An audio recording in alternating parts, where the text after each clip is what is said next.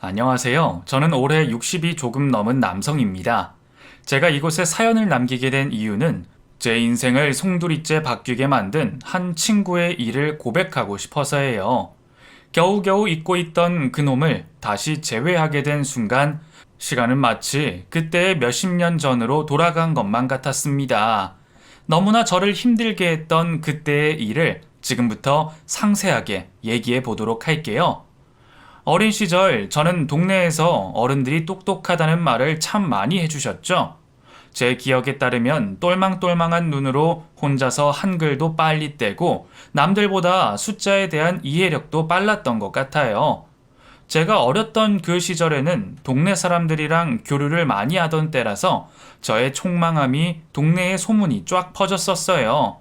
그렇다 보니 커서 대통령이 될 것이다 라느니 의사, 변호사가 될 것이다 라느니 좋은 말씀들을 많이 해주셨답니다. 제 부모님은 교육적 혜택을 거의 받지 못하신 분들이셨어요. 아주 부지런하게 농사일만 열심히 하시는 분들이셨는데 누구보다 순수하고 맑은 영혼을 가지셨었죠. 하지만 아들의 교육적인 뛰어남을 아시면서도 그 어떤 도움을 주지 못하심에 안타까워 하셨답니다. 학창 시절을 보내면서 저는 전교 10등 이상 성적이 떨어져 본 적이 없는 것 같아요. 그만큼 공부에 매진했고 그때는 왜 그렇게 재미가 있었는지 모르겠습니다. 조용한 성격에 혼자 지내는 시간이 많았던 저는 집에서도 부모님이 시키지 않아도 그냥 문제집을 풀고 책을 보면서 많이 시간을 보냈었죠. 당연히 그 당시 작은 시골 마을에서 학원이나 과외 같은 것도 받아볼 환경도 못 되었기에 모르는 문제가 생기면 풀릴 때까지 아무것도 하지 않을 정도로 악착같이 공부했어요. 밥 시간이 되어서도 풀리지 않는 문제를 붙들고 2시간을 더 버틴 끝에 드디어 그 문제가 풀렸을 때는 엄청난 희열감에 휩싸이곤 했습니다. 부모님은 이런 저를 대견하게 바라보셨고 본인들의 부족함 때문에 제가 피해를 보지는 않을까 노심초사하셨어요. 아이고, 우리 아들 못 배운 부모 만나서 고생이 참 많다잉. 저기 저 박씨네 집 보니까 사촌 형들도 와서 가르쳐주고 부모도 돈도 지원해주고 하더만. 아니에요, 엄마. 저는 괜찮아요. 혼자서도 잘하고 있잖아요. 그래도 그런 것이 아니요. 부모가 배우고 돈도 많으면서 든든하게 뒷받침이 되면 얼마나 좋은디. 사람 사는 세상이 다 그렇더라고. 그래서 우리가 미안한겨. 엄마, 그래도 저 그 박씨 아저씨네 아들보다 성적도 더 좋은데요, 뭐. 그런 소리 마세요. 저 지금 이대로도 충분히 잘하고 있어요. 실제로 저는 저희 집보다 환경이 나은 집에서 자라는 자식들보다도 훨씬 성적이 좋았어요. 공부가 뭐 부모의 재력이나 교육과 꼭 비례하는 것은 아니라고 굳게 믿고 있었고 그만큼 저는 많은 노력을 했었고요. 그리고 가장 중요한 고등학교 시절에는 밤을 꼴딱 세워가며 공부를 한 끝에 전교 1등의 자리에 드디어 올라서게 되었는데 한번 올라간 그 자리에서 저는 쉽게 내려오지 않았어요. 담임 선생님도 이 정도의 성적이면 충분히 제일 좋은 서울대학교에 갈 수 있다고 말씀하셨기에 그때부터 저의 꿈은 서울대학교에 들어가는 것이 되었죠.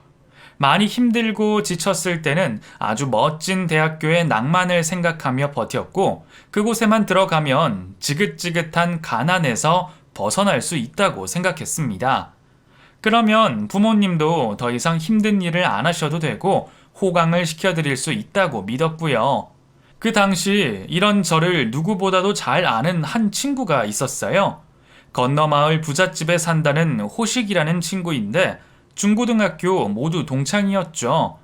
그 친구는 저와 살아가는 방식이 조금 달랐습니다. 뭐든지 아껴 쓰며 절약하는 제 스타일과는 다르게 금방 실증을 내고 뭔가 새로운 것을 끊임없이 추구하는 스타일이었죠. 야, 연필은 무슨 그딴 걸 쓰냐? 야, 궁상이다, 궁상. 야, 무슨 그지야? 난 이게 편해. 아직 한참이나 남았는데 뭘. 야, 공부 아무리 잘해도 그렇게 살면 누가 쳐다보지도 않겠다. 야, 그딴 연필 다 버려. 연필 살 돈은 있잖아. 안 그래? 너무나 쉽게 말을 하는 호식이라는 친구가 저는 왠지 마음에 들지 않았어요. 더군다나 그 친구의 부모님은 가끔 학교에 오셔서 선생님과 무언가 긴밀한 얘기를 하셨는데 반 친구들이 그 부모님이 선생님한테 잘 보이려고 한다는 말을 하더군요. 야, 너 그거 알아? 저 호식이라는 애 부모님이 엄청 우리 담임한테 가서 아부하는 거. 지 아들 공부 못하는 거 알고 저러시는 것 같아. 아, 역시 사람이 돈이 많아야 하는 건가? 저 집 부모 땅이랑 뭐 재산이 많다고 하더라고. 혹시 뭐 돈도 주는 거 아니야? 그래? 난 잘 모르겠는데. 그래도 뭐 공부는 실력대로 하는 거잖아. 뭐 신경 쓰지 말고 우리 공부만 잘하자. 애써 외면하려 했지만 항상 학교에서 마주치게 되니 저도 은근히 호식이라는 친구가 신경 쓰였어요. 특히나 그 친구가 제게 필기 노트를 빌린 후 한참이나 지난 후에 돌려준다던가 모르는 문제를 가르쳐 달라고 생떼를 부리는 일이 있어서 저는 더욱 불편했던 것 같아요. 그때가 시험 기간이었는데 자신이 모르는 문제가 너무 많다고 하면서 같이 공부하면 시험 공부가 잘 될 것 같다고 하면서 말이죠. 평소 저는 늘 혼자 공부를 해왔었기에 그 친구의 방문이 부담스러워서 거절을 했지만 그 친구는 막무가내로 저희 집으로 밀고 들어왔어요. 야, 너 이런 집에 사냐? 야, 귀신 나오겠다, 귀신. 어우, 야, 이 좁은 데서 어떻게 사냐? 왜? 난 이 집에서 태어나고 자라서 지금까지 살고 있는데 난 지금 이 집이 너무 좋아. 그래, 뭐 니네 집이니까 네가 좋으면 됐지. 야, 나 이거 모르는데 이거 좀 알려줘. 아, 나 돌대가리인가? 아니, 수학이 왜 이렇게 싫지? 이거 하나만 알려주면 되는 거야? 나도 공부해야 해서. 야, 내가 모르는 게 어디 하나뿐이겠냐? 나한테 알려줄 거 엄청나게 많으니까 오늘 밤 꼴딱 세워야 할 것이다. 야, 근데 친구끼리 너 공부한다고 모른 척 하려고 한 거냐? 의리 없는 자식. 야, 이럴 거야 정말? 친구의 억지에 저는 어쩔 수 없이 공부를 알려주었는데 그날 밤은 제 공부를 제대로 하지도 못했었어요. 그래서 시험에서 평소보다 좋지 않은 성적을 내었고 그것 때문에 스트레스까지 받게 되었죠. 하지만 제 덕분인지 그 친구는 평소보다 좋은 성적을 냈고 친구들에게 자랑까지 하더라고요. 그리고 그 다음 시험에서도 저희 집에 온다는 말을 하길래 저는 단호히 거절했어요. 이러다가는 제 성적을 망칠 것 같았거든요. 제게 거절당한 그 친구는 반 친구들에게 저에 대해 안 좋은 말을 하기 시작했고 분위기가 이상하게 흘러가 버렸죠. 그 친구가 돈으로 반 친구들의 환심을 사니 저같이 돈 없는 사람은 아무것도 할 수가 없더라고요. 억울했지만 어떻게 할 수도 없고 저는 또다시 저만의 공부에 매진했어요. 그 결과 그때부터는 아주 좋은 성적을 받았고 그 후부터는 계속 전교 1등을 유지하게 되었습니다. 그렇지만 문제는 예상치 못한 곳에서 터져버리고 말았습니다. 몇 년간이나 열심히 준비한 제 공부가 호식이라는 그 친구로 인해서 한순간에 물거품이 되어버렸어요. 대학 시험을 보는 날, 제 바로 옆에 앉아있던 그 친구가 마감 시간을 불과 몇 분 남겨두지 않은 상태로 제 답안지를 뺏어가 버린 것입니다. 너무 순식간에 일어난 일이라서 뭐라고 말도 못하고 그 모습을 본 사람도 아무도 없는 와중에 저는 너무 억울하고 분통이 터졌어요. 아직 이름도 채 쓰지 못한 답안지였었기에 제 것이라는 증명이 되지가 않았었거든요. 시간이 얼마 남지 않았고 저는 어떻게든 그 시간 안에 답안지를 제출해야 했었기에 급하게 문제를 다시 풀었지만 시간은 금세 끝이 나버리고 말았죠. 시험이 끝나자마자 저는 그 친구에게 달려가 멱살을 잡고 말했어요. 야, 이 나쁜 자식! 네가 어떻게 나한테 이럴 수가 있어? 어? 뭐? 내가 뭘? 야, 너 미쳤냐? 무슨 말을 하는 거야? 네가 내 답안지 뺏어갔잖아! 아까 분명히 다 봤다고! 네가 그러고도 친구냐? 뭔 소리를 하는 거야? 너 너무 공부를 열심히 해서 야, 어떻게 정신이 나간 거 아니니? 친구는 제 말에 황당하다는 듯이 바로 발뺌을 했고 저는 그대로 다 쓰지도 못한 답안지를 생각하며 분통을 터뜨렸어요. 주변에는 다들 싸움을 말렸고 오히려 제가 먼저 그놈에게 달려들었다며 저를 나쁜 사람 취급하더라고요. 그 후 결과가 나왔는데 점수 결과는 제 예상대로 엉망진창이 되어버리고 말았답니다. 시험 결과에 따라 대학 입학이 당락되는 만큼 그 친구는 제게 뺏어간 답안지로 평소 본인의 성적보다 아주 좋은 대학교에 들어가게 되었고 저는 몇 년을 목표로 한 서울대에 뚝 떨어졌어요. 아무리 제가 울고불고 화를 내보아도 결과는 달라지지 않았고 자신의 실력보다 좋은 대학교에 들어간 그놈의 부모님은 학교 선생님께 찾아와 감사의 인사까지 드리더군요. 그리고는 저희 집에 찾아와 남의 자식 그만 괴롭히고 세상에 순응하라며 돈봉투를 주시더군요. 성충이는 솔잎을 먹고 살아야지. 네가 서울대 못 간 걸 왜 자꾸 우리 아들 탓을 하니? 이 돈으로 다시 공부해서 내년에 대학 가라. 응? 말도 안 되는 억지 이제 그만 부리고. 저 분명히 봤어요. 그놈이 제 답안지를. 어이구 또 그 얘기니? 네가 아직 세상을 모르나 본데 너 자꾸 그런 식으로 말하면 내가 너 고소할 수도 있어. 알겠니? 저는 너무 화가 나 그놈의 엄마가 주신 돈봉투를 갈기갈기 찢어 바닥에 집어 던지고 집 안으로 들어와 버렸습니다. 그때 제 성적으로 어느 대학이라도 따지고 들면 들어갈 수 있었지만 저는 그 당시 너무 힘든 마음에 방황을 하기 시작했고 대학을 포기해 버렸죠. 마셔본 적 없는 술을 입에 대기 시작하며 하루하루를 방탕하게 시간을 보냈고 이럴 바엔 군대나 빨리 가자는 생각으로 쫓기듯 군입대를 준비했어요. 부모님은 이런 제 모습을 지켜보며 안타까워하셨고 억울해하시며 그놈의 집을 찾아가기도 하셨지만 저희 부모님을 무슨 하인에게 대하듯이 무시하면 하는 행동에 저는 또 한 번 절망했습니다. 아버지는 가슴을 조아리며 많이 힘들어 하셨는데 제가 군입대를 하고 난 후 가슴 통증이 시작되어 급기야는 심장마비로 세상을 떠나버리고 마셨어요. 왜 나한테만 이런 일이 일어나는 거야? 왜 나한테만? 내가 도대체 뭘 잘못했다고? 나는 열심히 공부하고 노력한 죄밖에 없다고.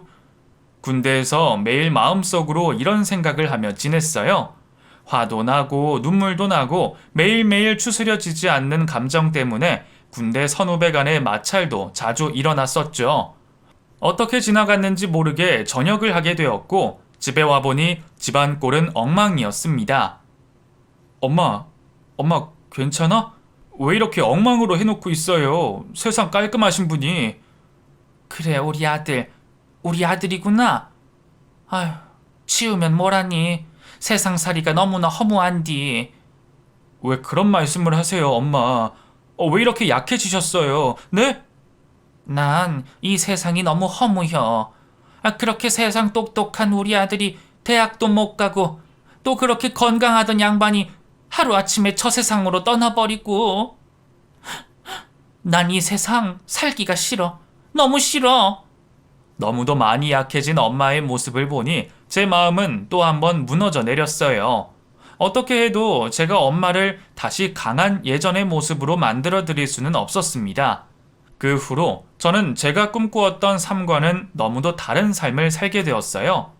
어떻게든 바로 생활비를 벌어야 했었기에 저를 받아주는 작은 회사로 취직을 하게 되었고 돈을 벌기 시작했죠.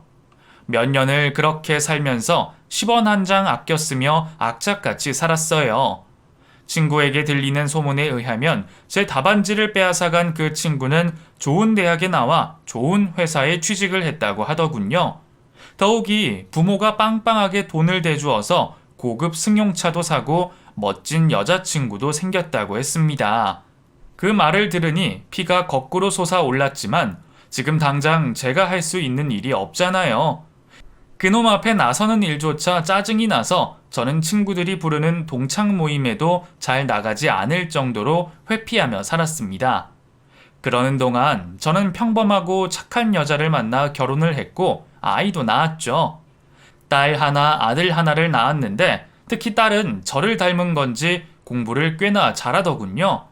저는 자식들에게 든든한 후원자가 되어주고 싶었어요. 저처럼 억울한 일을 당했을 때 부모가 최대한 도와줄 수 있는 그런 사람이 되고 싶었죠. 세상에는 혼자 해결하기 힘든 일이 있을 수 있으니까요. 그때 그놈이 제게 그런 짓을 해도 저희 부모님은 그 어떤 힘이 되어주지 못하신 것을 내내 미안해 하셨답니다. 저는 그런 부모가 되고 싶지 않았기에 죽을 힘을 다해 일을 열심히 했어요. 아이들은 무럭무럭 자라서 공부도 열심히 했고 좋은 대학도 들어가게 되었어요. 저는 그제서야 공부에 대한 열망을 잊지 못하고 야간 대학을 다녔습니다. 하도 오랜만에 해보는 공부라서 머리도 잘 굴러가지 않았지만 그래도 현실에 감사하며 아주 열심히 공부했어요. 넉넉하지는 않은 살림이었지만 그래도 자식들을 위해 아껴 쓰고 노력해주는 아내가 있었기에 저는 행복했습니다. 하지만 그런 제 삶에도 힘든 날들이 찾아오더군요. 어느 날 대학을 졸업하고 나서 취업을 준비하던 딸이 제게 말했어요. 아빠, 내 친구 영주는 유학 간다더라. 나도 공부 더 하고 싶었잖아. 근데 영주는 그 꿈을 이뤘네. 그렇구나. 영주 좋겠네. 걔네 아빠가 대기업 임원이시잖아. 그래서 그런지 걔는 대학 때부터 미국으로 어학연수도 다니고 교수님한테 뭐 이것저것 사다 주는 것 같고 그렇더라. 딸의 표정은 몹시 아쉬워했어요. 입을 뾰로퉁하게 내밀고 제게 말을 하는데 꼭 어린아이가 장난감을 사주지 않았을 때 하는 모습 같더군요. 그래서 우리 딸도 가고 싶어? 유학 가볼래? 치, 아빠도 참. 우리 집 형편 뻔히 아는데 유학은 무슨 유학. 나 대학교 다니는 4년 내내 과외하고 알바하고 장학금까지 타려고 아둥바둥 한 거 몰라? 대학 캠퍼스도 제대로 못 누리고 이렇게 살았는데 유학까지 가서 또 그렇게 하라고? 난 싫어. 진짜 싫어. 이제는 돈 좀 벌면서 여유 있게 살고 싶어. 그렇구나. 우리 딸이 많이 힘들었구나. 한탄하는 딸에게 저는 그 이상 아무 말도 할 수가 없었어요. 사실 제가 모아둔 전 재산을 털어서 딸을 유학길에 오르게 할 수는 있었지만 그 후에 지속적인 유학 비용을 대주는 것은 불가능했거든요. 그저 씩씩하게 괜찮다고 하며 열심히 대학 생활을 했었기에 그런 줄로만 알고 있었는데 딸의 마음속의 생각을 듣고 나니 심란해지는 하루였어요. 그렇게 며칠을 보내고 있었는데 그동안 잊고 지낸 고등학교 동창생 녀석에게 전화가 왔네요. 잘 지내냐? 자식이. 야, 동창 모임도 한 번을 안 나오고 야, 서운하다 이 자식아. 그래 뭐 먹고 살기 바빠서 동창 모임은 생각도 못하고 있지 뭐. 야, 한번 만나자. 나 가남이라고 하는데 야, 길어야 몇 년이라고 하더라. 몇 년 안에 죽을 수도 있다는데. 야, 진짜 무섭다 친구야. 나 죽기 전에 한번 꼭 만나자. 할 말이 있어. 뭐? 그게 무슨 말이야? 야, 이놈아. 그렇게 건강하던 놈이 왜 그랬냐? 하긴 야, 내가 너보다 키도 훨씬 크고 덩치도 훨씬 좋았지. 주먹 센 걸로는 내가 둘째 가라면 서러웠는데 말이야. 어쩌다 이렇게 됐는지 모르겠다. 그나저나 꼭 만나. 꼭 만나서 내가 기니 해줄 말이 있어. 네가 억울하게 살았던 그때 그 얘기야. 갑작스럽게 연락이 온 그 친구는 지난날 제가 억울한 일을 당했을 때의 일을 알고 있다고 하더군요. 저는 다음날 바로 친구를 찾아갔고 제가 답안지를 빼앗겼던 그 모습을 보았다고 했습니다. 하지만 이미 그 친구는 그 못된 놈에게 매수를 당한 상태였고 물질적인 지원까지 받았었기에 차마 보았다고 말을 할 수가 없었다고 했어요. 그게 너무 마음에 걸려 지금까지 마음이 꺼림직했다며 이제서야 편히 잠을 잘 수 있을 것 같다고 하더군요. 청천벽력 같은 얘기를 들은 후 며칠 동안 잠도 오지 않았어요. 그때 그렇게 모두들 저를 도와주지 않고 그놈 편에만 서서 얘기를 해주었는데 역시 능력 있는 부모를 만나야 억울한 일도 안 당하는 건가 싶어 미친 듯이 화가 나더군요. 하지만 이미 몇십 년 전의 일을 가지고 제가 어떻게 할 수 있는 일이 없었어요. 더군다나 그 나쁜 놈은 연락처도 바뀌었고 다른 먼 지역으로 이사를 가버렸다는 것밖에는 몰랐거든요. 얼굴이라도 보면 흠신 두들겨 패주고 싶었지만 모든 여력은 허락치 않았습니다. 애써 억울한 마음을 삼키며 세월은 흘러갔고 딸은 그 후로 열심히 취업 준비를 해서 좋은 직장에 취직하게 되었어요.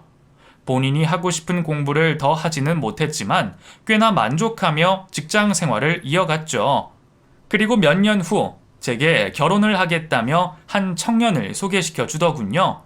밤새 울며 잠을 못 채던 갓난아이였던 때가 엊그제 같았는데 벌써 이렇게 커서 결혼을 하고 싶다는 말을 하니 실감이 나지 않았어요. 딸의 남자친구는 딸보다 나이가 7살이나 많았고 아주 좋은 대기업에 다니고 있던 청년이었습니다. 아름아름 제 큰아들이 건너 아는 사람이기도 했는데요. 키도 크고 인물도 훤해 보였는데 제게 인사를 하는 목소리를 들으니 어디에선가 낯이 익은 것 같더라고요. 아무리 생각해도 어디에선가 본 듯한 것 같은데 어디에서 봤는지 정확하게 기억은 나지 않았죠. 반가워요. 우리 딸과 결혼을 하고 싶다고요. 네, 맞습니다, 아버님. 소진이와 평생을 함께하고 싶어요. 우리 딸이 벌써 이렇게 다 커서 결혼을 한다고 하니 그 애비로서 아직도 실감이 나지 않네요. 그래, 그 박구는 우리 딸 어디가 그렇게 좋았나? 이런 질문 물어봐도 되는 거지요? 아이, 그럼요, 아버님. 말씀 편하게 하셔도 됩니다. 소진이는 워낙에 똑똑하고 능력도 좋으니 제 이상형에 딱 맞는 것 같아요. 저는 좀 저와 어느 정도의 정치, 경제, 문화에 대한 대화가 통하는 똑똑한 사람이 좋거든요. 딸의 남자친구는 의외의 대답을 했어요. 학벌이나 사회적 위치를 굉장히 중요시하게 생각하는 것으로 들렸는데 점점 시간이 지날수록 제 생각이 맞다는 것이 확고해지더라고요. 틈만 나면 자기 아버지의 사업체가 벌어들이는 연간 매출액이 어떻고 저쩌고 하면서 말을 하는데 굳이 쓸데없는 돈의 액수까지 말하며 거드름을 피우는 것처럼 보였어요. 이번에 저희 아버지 사업이 잘 되셔서 차를 한 대 더 사셨거든요. 아버님, 혹시 그 포르쉐라고 보신 적 있으세요?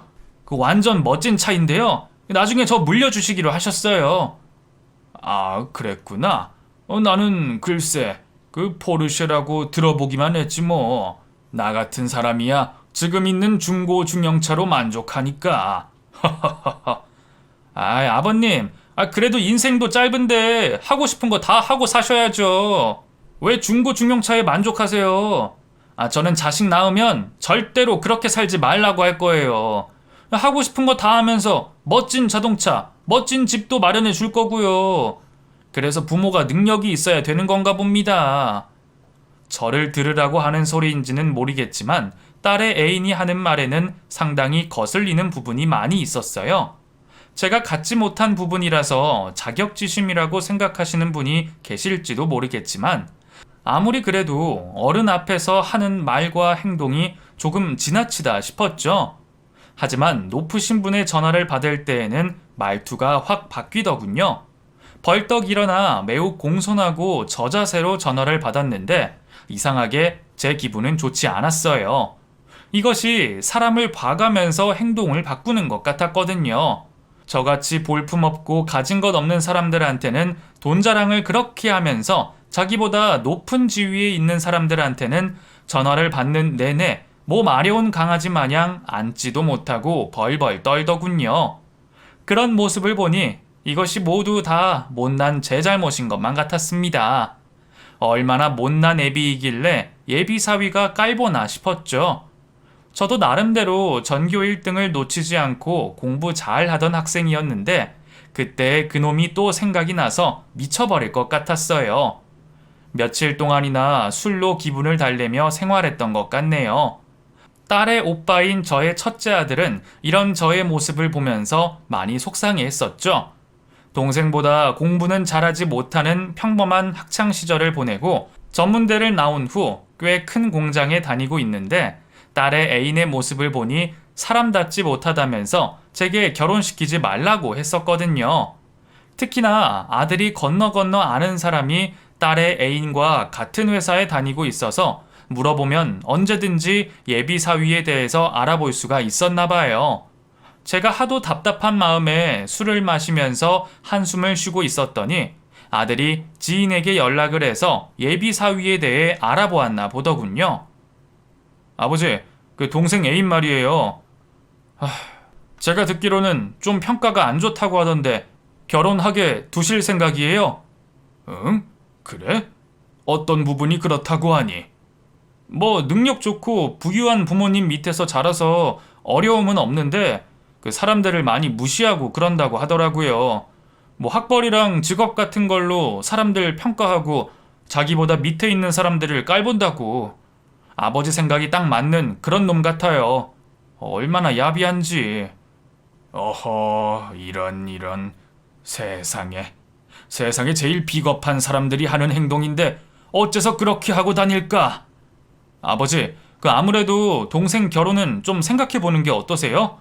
하루 이틀 살 것도 아니고 평생을 함께 살아야 할 텐데 저는 좀 걱정이 돼서요. 내가 아무리 싫다고 해도 본인들이 좋다고 하는데 별 수가 있겠냐. 특히나 네 동생은 좀 대학 때 고생하고 유학도 못 간 것이 한이 됐는지 그 부잣집 남자 만나서 하고 싶은 거 하면서 살고 싶다고 하지 않느냐. 그 말을 들으니 뭐라 하지도 못하겠고. 나 참. 아들에게 들은 얘기는 가히 충격적이었어요. 사람을 볼 때 가장 중요시해야 하는 부분이 바로 인성이거늘 그 부분이 제대로 안 되어 있는 놈이 제 딸을 데려간다고 했으니 충격일 수밖에요. 하지만 딸은 완강하게 자신의 의견을 표현하더군요. 오빠가 뭘 잘못 알고 그러는 걸 거야. 그리고 사실 남들보다 열심히 공부하고 노력해서 좋은 대학 가고 좋은 직장 간 거는 맞잖아. 그게 뭐 잘못됐어? 소진아, 그게 아니라 그렇다고 다른 사람을 무시하고 그러면 안 되지. 그게 무시인지 아닌지 아빠가 못 봤잖아. 아빠, 난 있잖아요. 편안하게 살고 싶어요. 그동안 하고 싶은 것도 못하고 대학 생활도 못 누려보고 아주 궁상맞게 살았다고요. 나도 어학연수도 가고 유학도 가고 싶고 하고 싶은 게 많다고. 아유, 이 녀석이. 결혼이라는 건 그런 것이 아니야. 가족 간의 결합이고 또 그 집 부모가 너를 어떻게 생각할런지도 걱정되고. 그분들은 오히려 나를 너무 좋아해 주셔. 아빠는 알지도 못하면서 왜 괜한 걱정을 해? 나 정말 행복해. 뭐가 문제야 도대체? 다 나를 좋아해 주는데. 딸의 말을 듣고 난 후 저는 더 이상 아무 말을 할 수가 없더군요. 그저 제 자신이 못난 것을 한탄하는 방법밖에 없었어요. 딸이 그 사람과 결혼을 해서 행복하기만 하다면 제가 더 이상 무얼 더 바라겠어요. 저는 그렇게 어쩔 수 없이 딸의 결혼을 승낙해 주었어요. 아내는 조금 더 시간을 두고 신중하게 결정을 내리자고 했지만 더 이상 딸이 하고 싶다는 것을 반대하고 싶지가 않더라고요. 애비로서 유학도 못 보내주고 해준 것도 많지 않은데 딸의 결혼만큼은 해달라는 대로 해주고 싶었습니다. 마지막으로 딸의 의사를 확실히 물어본 끝에 상견례 날짜를 잡았어요. 아내와 저는 무시당하고 싶지 않아 비싼 옷을 사 입으러 백화점까지 갔었네요. 태어나서 그렇게 비싼 옷은 처음 사보는 것 같았지만 딸의 체면을 위해서는 이런 것이라도 했어야 했습니다. 곱게 차려입은 후에 유명한 고급 한정식 집으로 약속 시간보다 훨씬 전에 도착을 했어요. 떨리는 마음으로 어떤 분일까 궁금해했는데 그 사람들이 도착하자마자 저는 화들짝 놀랐습니다. 아무리 세월이 많이 흘렀다 하더라도 제가 절대로 꼭 알아볼 수밖에 없는 한 사람이 바로 그 사람이었거든요. 바로 40년 전에 제 답안지를 빼앗아간 그 친구놈이었죠. 아니 혹시 너는 누구신지? 저 아시는 분 같은데요. 저랑 중고등학교 함께 나오신 호식이 아니신가요? 순간 그놈은 얼굴이 새파랗게 질려 자신의 아내와 아들의 얼굴을 쳐다보더군요. 그리고 잠시 후 제게 뒤늦게 반갑게 인사를 건넸습니다. 아, 그래. 나 호식이 맞다. 아이고, 야, 세월이 참 많이 흘렀네. 그렇지. 40년이나 지났으니 말이다. 넌 어떻게 그때나 지금이나 하나도 안 변했다. 아, 그래? 아, 그렇구나. 아, 고맙다. 야, 잘 지내지? 그놈은 뭔가 캥기는 게 있는 것처럼 제 눈빛을 제대로 쳐다보지 못하더군요. 저와 그 친구가 아는 척을 하자 가족들은 모두 놀란 토끼 눈이 되어 저희를 쳐다보고 있었어요. 자리에 앉아 저는 그 친구와의 인연에 대해서 하나하나 이야기를 꺼내기 시작했죠. 저기 인사해 여보. 이 호식이라는 친구가 내 중학교 고등학교 친구야. 어머나 그래요? 그런 인연이 다 있어요? 너무 신기하네요. 정말 신기해요. 어떻게 이렇게 만날 수가? 그러게 신기하네 인생. 그래서 사람이 죄 짓고는 못 산다고 말을 하나 봐. 아내는 아무것도 모른 채 그 친구를 향해 인연이라며 반갑게 인사를 해주었죠. 곧이어 음식이 차례로 나오고 목이 타들어가는 것을 느꼈어요. 상견례 자리에 어울리지는 않았지만 저는 소주 한 병을 시켰습니다. 오늘은 상견례 자리이기도 하지만 그 40년 전의 친구를 만난 기념이니 네, 소주 한 잔 하겠네. 차마 하지 못한 이야기도 할 것이 있고. 그래도 이 사람아, 그 아이들을 위한 자리니 술은 자제하는 것이 어떤가? 우리는 나중에 자리 따로 만들어서 먹지 뭐. 그 앞으로 자주 만날 텐데. 허허, 내 목이 타서 그러니 먼저 2잔 마시겠네. 저는 도저히 맨정신으로 그 자리에 있을 수가 없어 소주 2잔을 원샷으로 마셔버렸어요. 그리고는 술잔을 내려놓자마자 그 친구놈에게 말했죠. 앞으로 자주 만난다고? 네가 이러고도 사람이냐? 나를 자주 만나고 싶다는 게 정말이냐고? 아니, 그게 무슨 소리야? 갑자기 왜 이래? 애들 보는 데서. 할 말 있으면 따로 나한테. 따로 하긴.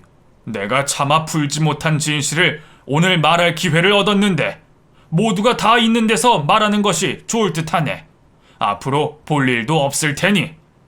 제가 이상한 분위기로 말을 하자 예비사위는 저를 노려보며 제 술잔을 가져가 버렸어요. 아버님, 조금 이 자리에서 맞지 않는 발언은 삼가해 주시면 어떻겠습니까? 저희 지성인이잖아요. 두 분이 혹시라도 풀지 못한 일이 있다 하더라도 저희 앞에서는 자중해 주십시오. 뭐? 이 녀석 애비 닮아 못하는 말이 없구만. 어느 안전이라고 말을 막 해. 삼가하긴 네 애비가 어떤 사람인지 알면 그런 말 못할 거다. 아니, 그런 무식한 말씀은 왜 하시는 겁니까? 저희 아버지 함부로 말씀하지 마세요. 아무리 제가 사랑하는 여자의 아버지지만 저도 이런 건 못 참습니다. 그래? 그럼 네 아버지가 어떤 사람인지 얘기해 주겠네. 내 인생이 왜 이렇게 자네 같은 젊은이 친구들한테 무시당하고 살게 됐는지. 저 인간은 다른 사람의 삶을 몽땅 빼앗아 버린 놈이라고. 저놈만 아니었어도 내가 시험을 잘 봐서 좋은 대학교에 갈 수도 있었고 또 아버지도 안 돌아가셨을 거라고. 내가 입을 열자 분위기가 썰렁해지며 모든 사람들이 저를 쳐다보고 있었어요. 그 순간 그놈이 자리에서 벌떡 일어나며 제게 말했죠. 아니 이놈이 말이면 다인 줄 아나? 내가 뭘 빼앗아가? 지가 못 살고 그러는 게 왜 내 탓이야? 나랑은 전혀 상관없는 일이다. 그럼 너도 능력 있는 부모 만나지 그랬어. 허허, 그런 말을 하는 걸 보니 뭔가 찔리는 게 있기는 한가 보구만. 네 놈이 내 시험지 답안지를 바꿔치기 해버리는 바람에 내가 시험을 다 망쳤다는 거 네 자식들한테도 말해보지 그래. 이 사기꾼 같은 놈아. 내가 모를 줄 알아? 아니 너 그게 무슨 말도 안 되는 말이냐. 그때 그건 다 아니라고 판명 났잖아. 여기서 왜 그런 말도 안 되는 억지를. 너 무슨 피해의식 같은 거라도 있는 놈이냐? 내가 몇 년 전에 알게 됐다. 너 우리 동창생 호규 알지? 그놈 그거 간암 걸려서 지금 오늘 내일 하고 있는데 그놈이 그러대. 네가 그때 돈 줘서 보고도 못 봤다고 했다고. 네가 내 답안지 바꿔치기 한 거 말이야. 뭐야? 그게... 두 눈이 휘둥그레져 사시나무 떨듯이 벌벌 떠는 그놈의 손을 저는 보았습니다. 제가 이런 사실을 알고 있다는 것을 아마 상상도 하지 못했을 거예요. 아니 그놈이 아프더니 정신이 나갔나. 여보, 아들아, 아니야, 그 오해야. 쓸데없는 거짓말 만들어서 얘기하고 있으니까 신경 쓰지 말아라. 저놈이 저거 자기 힘들고 어려운 살림을 나한테 돌리고 있으니 나 참.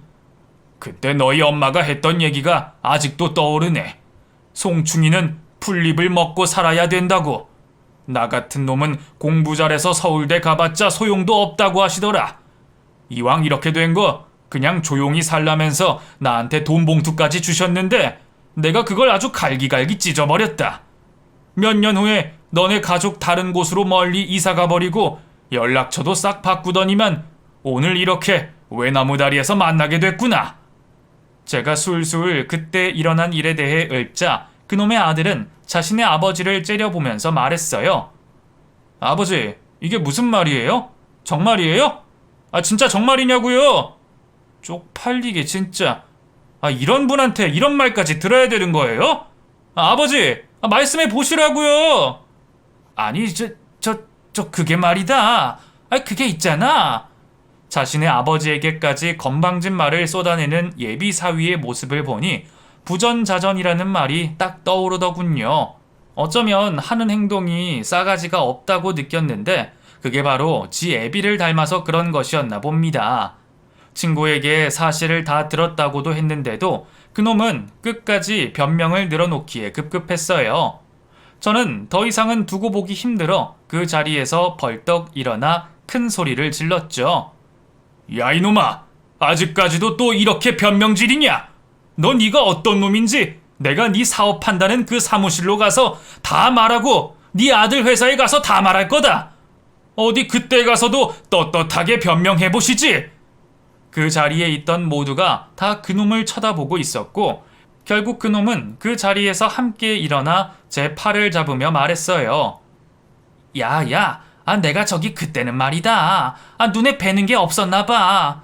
우리 엄마 아빠가 하도 대학 노래를 부르시니까 너도 알잖냐. 우리 부모님 성화에 내가 아주 공부하느라 머리가 터지는 줄 알았다는 거. 같이 자식 키우는 입장에서 그런 건 너무하잖냐. 이제 와서 다시 생각해봐봐. 응? 내가 이렇게 빌게. 그리고는 바로 무릎을 꿇고 빌기 시작하더군요. 미안해. 응?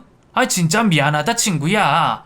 40년이나 지난 일이니까 이제 그만 그런 거 다 잊고 새롭게 우리 관계를 다시 정리해보자. 우리 아들 딸 잘 키워서 만났잖냐. 이것도 인연인데 얘네들은 잘 살게 도와줘야지. 인연 같은 소리하고 자빠졌네. 내가 너 같은 사기꾼 놈의 집안에 내 딸을 줄 것 같으냐? 이제는 다반지에 이어서 내 딸까지 빼앗아 가려고. 어림없는 소리 하지 마라 이놈아. 멍청한 놈 같으니라고 죄 짓고는 못 산다고 하는 속담도 모르고 여태 뭐 배우며 살았냐? 이 결혼 파혼이다. 내 딸도 이런 집안인 걸 알았으니 절대로 결혼한다는 말 안 할 거다. 내 딸 나를 닮아서 엄청 똑똑하거든. 저는 무릎을 꿇고 있는 그놈을 뒤로하고 가족들과 함께 상견례 자리를 빠져나왔습니다. 차를 타고 집에 가는 동안 왜 이렇게 눈물이 쏟아져 나오던지 아무 말도 하지 않고 울고 있던 제 손을 잡아준 아내에게 정말 고맙더라고요. 며칠이 지나고 딸은 제게 말했죠. 아빠 말이 맞아.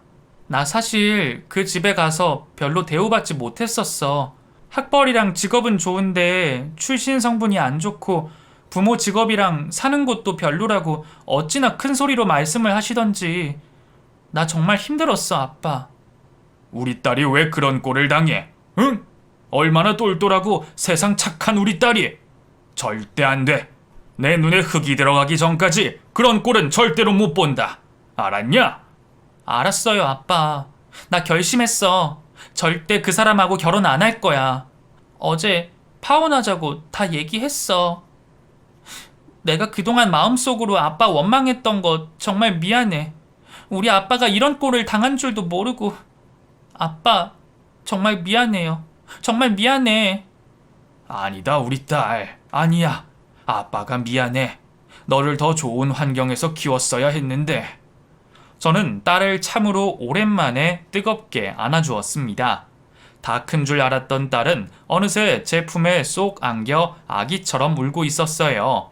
그 후로도 그놈은 연락이 와서 미안하다고 사과를 했지만 저는 단호하게 거절을 했고 집으로 꽃다발과 고기, 과일 바구니 등을 보내며 제 마음을 돌리려 애를 쓰더군요. 혹시라도 제가 자기 아들 회사에 가서 소문을 퍼뜨릴까봐 아마 그것이 두려웠던 것 같아요. 진심을 다한 사과라고 여겨지지 않았거든요.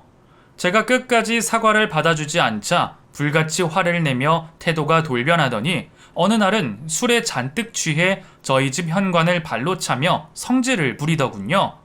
사람은 변하지 않는다더니 정말 그 옛날 막무가내로 제 답안지를 빼앗아 간 것처럼 똑같이 행동을 했어요. 저는 얼른 경찰을 불러 그놈을 쫓아내버렸고 다시는 저희 집에 오지 않았습니다. 딸아이는 회사를 그만두고 자신이 진정으로 하고 싶은 공부를 한다며 유학길에 오른다고 했어요. 힘든 대학 시절 때문에 편하게 살고 싶다고 했던 딸은 지난날 자신을 진정으로 사랑하지 않았다며 생각을 바꾸었죠. 저는 그동안 모아둔 돈을 꺼내 딸아이에게 건넸습니다.